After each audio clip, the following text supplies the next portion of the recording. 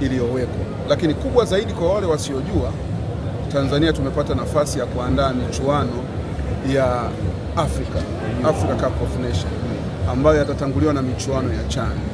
Kwa hiyo Simba anapofanya vizuri, sifa na heshima kubwa inakuja Tanzania, na hasa tukiwa kwenye maandalizi ya kuhosti michuano mikubwa kabisa barani Afrika, michuano ya African Cup of Nations na michuano ya CHAN.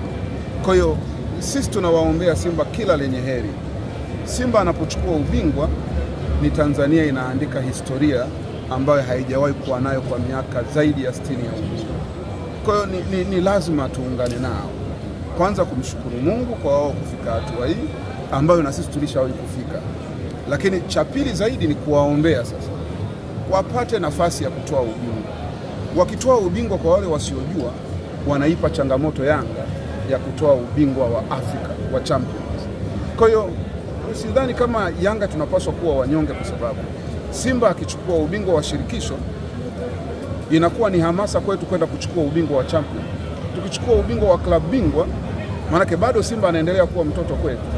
Kwa hiyo sisi lazima tuwaombee Simba wachukue ubingwa wa shirikisho, ili na wao waje watuombee sisi tuchukue ubingwa wa klabu bingwa. Na Simba inapofanya vizuri ni sehemu ya hamasa kwa Yanga nayo kufanya vizuri. Ni shabiki maandazi tu ambaye atainunia Simba.